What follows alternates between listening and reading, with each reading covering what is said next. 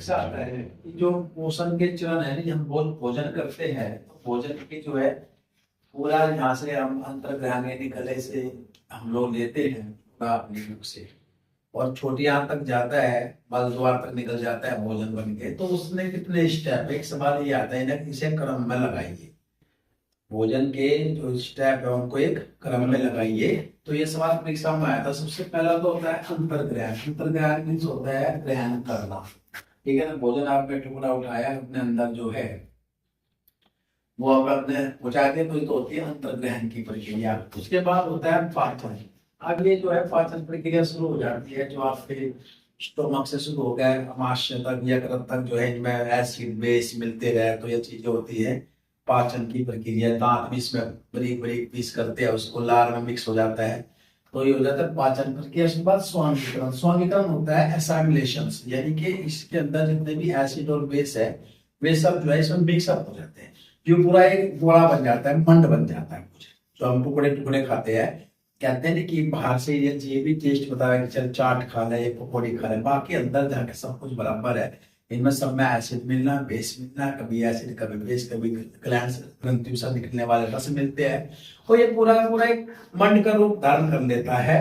और उसको बाद होती है संश्लेषण की प्रक्रिया। संश्लेषण की प्रक्रिया के अंतर्गत क्या होगा कि अब उस मंड में से जो भोजन है, भोजन का जो मंड बना ना, उसमें ब्लड निकाल लो भाई, यानी कि उसको अलग अलग चीजें, ब्लड निकल गया उसमें, मेन चीज तो उसका ब्लड ही बनता है ना।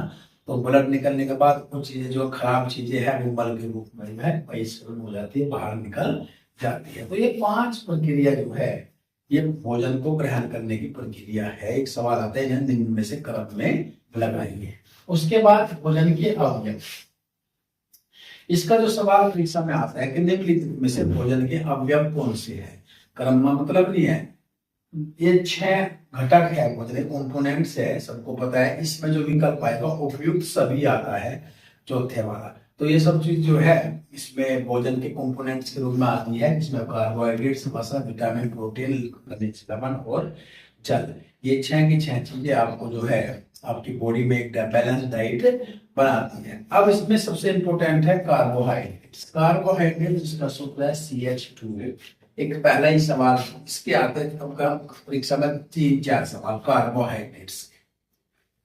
सबसे पहले इसमें घटक कौन कौन से है, कंपोनेंट्स कौन कौन से है। इसमें 3 कंपोनेंट्स है, एक है कार्बन, एक है हाइड्रोजन और एक है ऑक्सीजन। कार्बन का एक अणु, हाइड्रोजन के 2 और ऑक्सीजन का 1। तो इसका फॉर्मूला क्या होगा CH2। तो 3 घटक होंगे इसके, कार्बन, ऑक्सीजन एंड हाइड्रोजन, किसके, कार्बोहाइड्रेट्स के। उसके बाद एक सबसे इंपॉर्टेंट सवाल है कि सब हमारी शरीर में जो सबसे ज्यादा ऊर्जा हमें किससे प्राप्त होती है। एक ये डाउटफुल सवाल लगा रहता है कि कार्बोहाइड्रेट्स है या वसा है ना। तो सबसे ज्यादा ऊर्जा हमें मिलती है कार्बोहाइड्रेट से। टोटल जो हमारे बॉडी के अंदर ऊर्जा होती है 50 to 79% जो है पूर्ति कौन करता है, कार्बोहाइड्रेट्स करता है। और कार्बोहाइड्रेट्स में 1 ग्राम ग्लूकोज में जो है 4.2 किलो कैलोरी जो है ऊर्जा प्राप्त होती है। अगर 1 ग्राम ग्लूकोज जो है भोजन में, जो हम लोग भोजन करते हैं ना, तो भोजन करने में जो है ग्लूकोज परिवर्तित हो जाता है वो भोजन, तो उसमें अगर 1 ग्राम ग्लूकोज है तो 1 ग्राम ग्लूकोज में जो है 4.2 किलो कैलोरी ऊर्जा है। अगर हम लोग ये चीजें ना खावे, गेहूं, चावल, मक्का, ज्वार, बाजरा, फल, सब्जियां, दूध, दही ना खावे ना, ये मोमोज, चटनी सादा खावे, तो ऊर्जा तो उसमें है नहीं। जब ऊर्जा नहीं है तो क्या है, खाली फैट ही फैट है उसमें, ऊर्जा को उसमें है ही नहीं है। 50 से 79% कार्बोहाइड्रेट्स ऊर्जा देता है। कार्बोहाइड्रेट्स के पदार्थ हम लोग खा नहीं रहे, तो जब ऊर्जा नहीं होगी तो भाई जाहिर सी बात शरीर आपका खराब होता चला जाएगा। तो आपको अपने आप को स्वस्थ रखने के लिए ये चीजें जो लिखी है मैंने, गेहूं, चावल, धान, ज्वार, बाजरा, फल, सब्जियां, दूध, दही, ये सब चीजें आपको खानी चाहिए। कार्बोहाइड्रेट्स के स्रोत होते हैं। अगर आप बेटर तरीके से इनका यूज करोगे तो आई थिंक तुम लोगों को किसी प्रकार कोई कमी नहीं होगी, ठीक है ना। सादा भोजन आप लोग कर सकते हो। इसमें जरूरी होता है कि हम लोग भाई घर घर में फल सब्जी की व्यवस्था नहीं बन पाती, लेकिन गेहूं, चावल तो सब जगह, गुड़ तो सबके घर में मिल ही जाता है। तो दूध भी सबके घर में, थोड़ा जो हाथ में चाहे गरीब अमीर हो दूध की पूर्ति भी करता है, तो अपने भोजन में हम लोग इनकी पूर्ति करें तो हम लोग स्वस्थ रह सकते हैं। कार्बोहाइड्रेट्स 3 प्रकार का होता है। एक सवाल इसमें 3 प्रकार का होता है। सबसे पहला मोनोसैकेराइड्स CH2ON, इसका सूत्र है, सूत्र हमेशा याद रखना है इनके, क्योंकि रेलवे की परीक्षाओं में दिन से पूछे गए हैं। मोनोसैकेराइड्स को भी 3 भागों में बांटा गया है, ट्रायोस, टेट्रोस और हेक्सोस में। ट्रायोस, टेट्रोस और हेक्सोस में थोड़ा गहराई तक के सवाल है इसमें। मोनोसैकेराइड्स के 3 पार्ट है। जो हमारे शरीर में ऊर्जा बनती है ना, हम लोग विभिन्न भोजन करते हैं तो उससे हमें जो ऊर्जा प्राप्त होती है, तो ट्रायोस के अंदर ग्लिसराइड्स, टेट्रोस के अंदर इरिथ्रोज और हेक्सोस के अंदर ग्लूकोज, फ्रक्टोज और गैलेक्टोज, ये ऊर्जा के स्रोत होते हैं। दूसरे नंबर पर आएंगे डाइसैकेराइड्स, C12 H22O11। डाइसैकेराइड्स का जो ऊर्जा के स्रोत है वे तो सुक्रोज, लैक्टोज और माल्टोज। यानी लैक्टोज किससे प्राप्त होता है? खट्टे पदार्थ, दूध दही हम लोग प्राप्त करते हैं, उससे जो है हमें क्या प्राप्त होता है? लैक्टोज होता है। फ्रक्टोज जो है वो फलों से प्राप्त हो जाता है। माल्टोज भी खट्टे पदार्थों से प्राप्त होता है, नींबू वगैरह हम लोग खाते हैं ना। तो ये सब चीजें क्या है, ये डाइसैकेराइड्स के अंदर है। तीसरा है पॉलीसैकेराइड, C6H11O5 × 4। ये क्या आपका पॉलीसैकेराइड्स 3 प्रकार हो गए इसके। और इसमें ये जो मंड है, ग्लाइकोजन, काइटिन और सेलुलोज। मंड कैसा? हम लोग चावल का मंड उतारते हैं ना, या साबुदाने का मंड जो निकालते हैं उसको हम लोग तने से निकालते साइकस के, वो मंड होता है। पौधों के रूप में मुख्यतः पौधों में पाई जाती है ये चीजें। जैसे हम लोग साइकस का पौधा है, उसके तने को निकालो, उसका छिल लो और उसके अंदर का जो मंड निकलता है रिसाइकलिंग करके वे दाने दाने से साबुदाने के बनते हैं। तो ये मंड होता है। अगर हम साधारण बात करें ना, अगर हम लोग तो चलो पौधों से प्राप्त होता है, सेल्यूलोज जो है पौधों से प्राप्त होता है, काइटिन है, ये सब जो है पॉलीसैकेराइड्स के उदाहरण है। और हम लोग देखो कितना बड़ी गलती करते हैं, हम लोग चावल खाते हैं, सभी लोग चावल का मंड कौन पीता है? पीता है कोई नहीं पीता है। मांड पहले तो बाद में माताएं मरगी जो मांड उतारती थी, अब तो ऐसे कुकर वुकर बनाने लगी, पता ही चलता से मांड है या नहीं है। पहले पतीली में बनता था तो उसमें मांड निकलता था, और उस मांड को जो है घरों में शक्कर से या नमक में डाल के वो पीते थे। असली ताकत तो वही है, ताकत तो निकल गई मंड में, है ना। अब तो खाली जो छिल्ला का वो हम लोग चावल में खा रहे हैं। तो मांड पीना चाहिए अगर शरीर के अंदर चावल की जो है पौष्टिकता लेनी है। लेकिन अब किसी घर में मुझे लगता है किसी घर में बनता है मांड? नहीं बनता है। सब इसे चावल को घर में से कार्बोहाइड्रेट्स के कार्य, सबसे पहले तो ऊर्जा प्रदान करता है। कार्बोहाइड्रेट नहीं तो ऊर्जा नहीं मिलेगी तो शरीर चलेगा कैसे तुम्हारा? ये तो पेट्रोल है तुम्हारा, अगर ये नहीं चलेगा तो भाई दिक्कत हो जाएगी। संचित भोजन को मसल में ट्रांसफर करने का इंपॉर्टेंट काम है कार्बोहाइड्रेट्स का। अगर भोजन जो संचित होता है ना अंदर, जैसे हम लोग मोटे आदमी हैं तो उसमें संचित हो जाता है ना भोजन, तो उसमें जो है लंबे समय तक जो उपवास रखते हैं, कई दिन तक खाना नहीं खाते, तो हमारे शरीर के अंदर जो भोजन है ना उसको जो है मसल में ट्रांसफर कर देता है। डीएनए आरएनए का घटक के रूप में काम करता है। डीएनए आरएनए कार्बोहाइड्रेट्स की वजह से अधिक हो तो मोटापा हो जाए, और कम हो तो लीवर में दिक्कत हो जाएगी, और आपकी नाड़ी संस्था, लीवर का सिस्टम है, इसमें प्रॉब्लम हो जाएगी अगर आपको कार्बोहाइड्रेट्स की कमी आपकी बॉडी के अंदर है। सर खोज किसने की थी, शब्द किसने दिया था? जे बर्जीलियस। 1938 में प्रोटीन का जो शब्द है ये शब्द जे बर्जीलियस ने दिया था।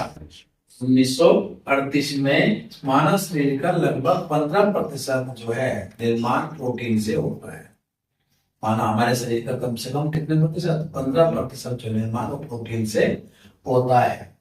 प्रोटीन कमी से शिशु के अंदर 2 रोग आते हैं, एक तो मेलिस्मस, एक क्वाशीलकोर।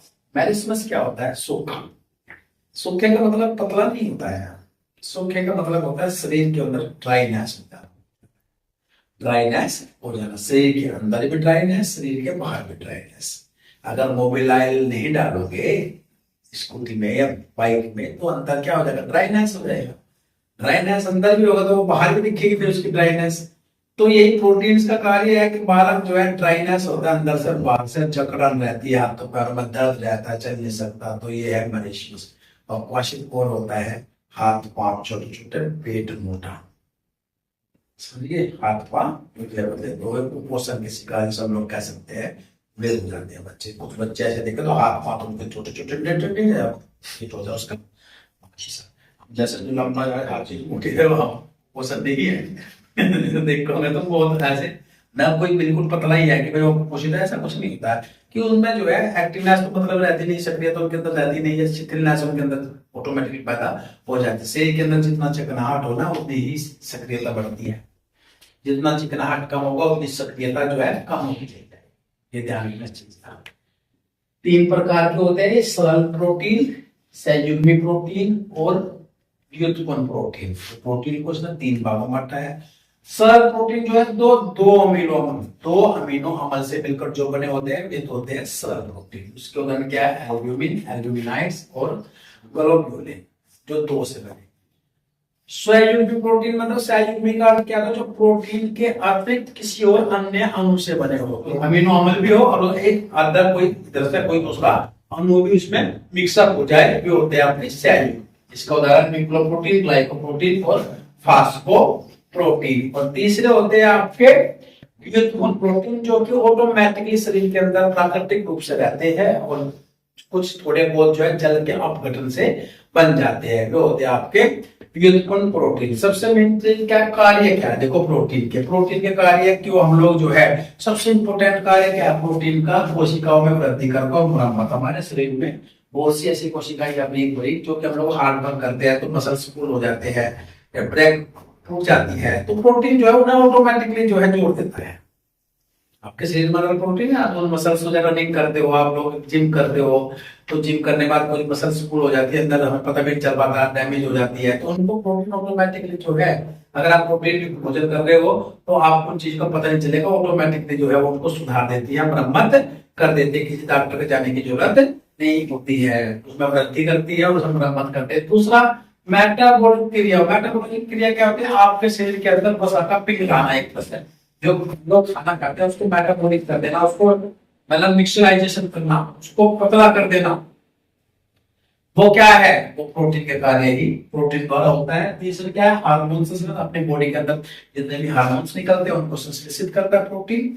उसके बाद हीमोग्लोबिन आपने देखा ही है, हीमोग्लोबिन शरीर में कैसे परिवहन यानी कि O2 CO2 का ट्रांसफॉर्मेशन ब्लड के द्वारा होता है, उसमें हीमोग्लोबिन सहायक होता है और एंटीबॉडीज के रूप में शरीर की सुरक्षित प्रदान करता है आपका प्रोटीन। प्रोटीन के जो सोर्सेज है दूध, अंडा, बादाम, सोयाबीन, दाल, पनीर, मांस और मछली। अगर इसमें एक सवाल आ जाए निम्नलिखित में सबसे ज्यादा प्रोटीन कौन सा देता है?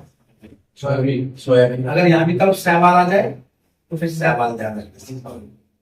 अब नया सवाल आ रहा है, एक सवाल, नया सवाल निम्नलिखित में से किसमें सबसे ज्यादा प्रोटीन होता है? उसमें विकल्प है, सवाल भी आ रहा है अभी रेलवे की परीक्षा में आ रहा है, उसमें आप लिखोगे सवाल। इसका उदाहरण आपने देखा भी होगा, जितने भी अंतरिक्ष यात्री होते हैं कैलोरी वाला सहवाल उत्पादन करते हैं, उसी को खाकर के लोग जिंदा रहते हैं, तो उसमें प्रोटीन की मात्रा सर्वाधिक होती है। वैसे शाकाहारी रूप में सबसे ज्यादा प्रोटीन जो है सोयाबीन के अंदर होता है, पनीर के अंदर भी होता है। इसलिए अगर सोयाबीन आदमी देखा तो जिम जाते हैं, समाधि पनीर खाते हैं, नहीं जाते हैं जिम, गरीबों के पास जिम जाना भी नहीं, क्योंकि बॉडी मेंटेन रखने के लिए सप्लीमेंट्स वगैरह खाने पड़ते हैं। लेकिन अगर आप सोयाबीन के एक मुट्ठी दाना अपने अंदर दिला तो ये पनीर से कुछ जरूरत नहीं है, एक मुट्ठी सोयाबीन भिगो दो सोया मॉर्निंग में, टेस्ट के लिए ज्यादा करो तो उसमें साल्ट डाल रहे हो, अगर टेस्ट के लिए अगर तुम्हें चाहिए, वैसे साल्ट डाल रहा हूँ तो थोड़ा ना कमी हो ही जाएगी उसको सोयाबीन प्रोटीन में। प्योरली अगर आप एक मुट्ठी सोयाबीन भिगो दो और आप उसको सुबह चारो, केवल 4 रोज, बाकी देखो मैंने पहले बताया था शरीर के अंदर जो चीजें लाभदायक है वो इस जीवा को पसंद नहीं आती, और जो इस जीवा को पसंद आती है वो शरीर के लिए लाभ नुकसानदेह है।